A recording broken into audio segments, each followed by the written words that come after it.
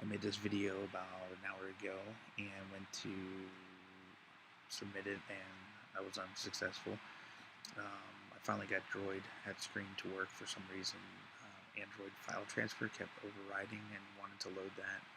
Anyway, so I'm just re-recording because it's late anyway. I'm going to just email it. So, what are your thoughts about content providers? They are tough to code. It takes a lot of time, lots of code to implement.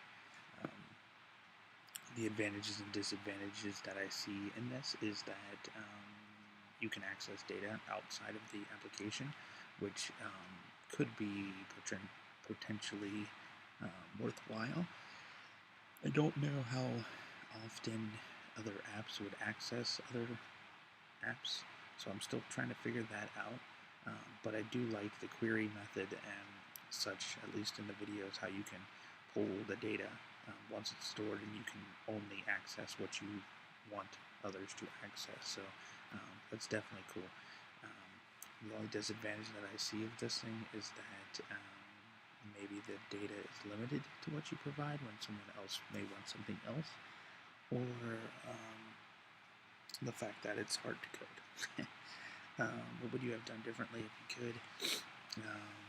I think before I had my stuff stored on an external file, which we learned back in Java 1 a long time ago.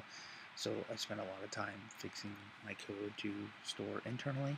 I ended up going with a SQL code that I found on the webs, and so that took me a little bit longer to figure that out. List a few things that could use a little more clarification. I think the videos are good. It all comes down to app design and what your app looks like compared to the videos that you're learning. If your app doesn't look anything like the videos, it's so hard to try to code and try to make your code do what the tutorial is showing you how. So it just took me a little bit longer, and I think it's hard to clarify something when everybody's code is different. Not everybody's, but yours versus the tutorial. That I did finally get Droid at screen to work, so if I pull this up and run it, let's see if it's going to be manually.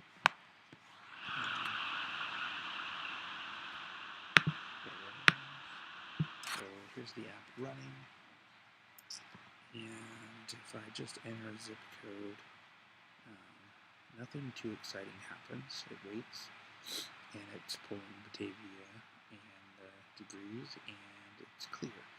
So that is all fine and good, and it looks like all it's doing is just pulling the data. But what it's I actually am using the content provider, and my plans when I wake up in the morning was to add buttons to query a 10-day forecast and a 5-day forecast, and put this in a list view. It took me forever to get the content provider to work, so that's why I'm behind. This is my content provider here, and I will be looking at all days, single day, and then I'm actually going to put a 5-day filter in here as well. This is my authority, such weather. Let's see. I know that I can kind of follow the key, or follow the videos and kind of type everything out. Things that are new, things that are different, is a lot of this database stuff on how to access the file. Here's the all days and the single day again.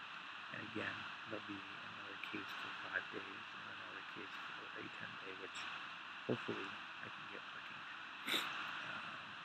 And that's about it on that. The main activity, the only thing different in my main activity right now is that it's calling out to the content provider using the cursor here. It's taking this data here on the content URI, looking for these 3 things and putting to view. So nothing too exciting. Took me forever. As always, I'm behind and late, but I'd rather understand it and get it working instead of turning in something that is completely broken. So that's my video, and that's my app so far. Hopefully I'll have a better app. Touch wood.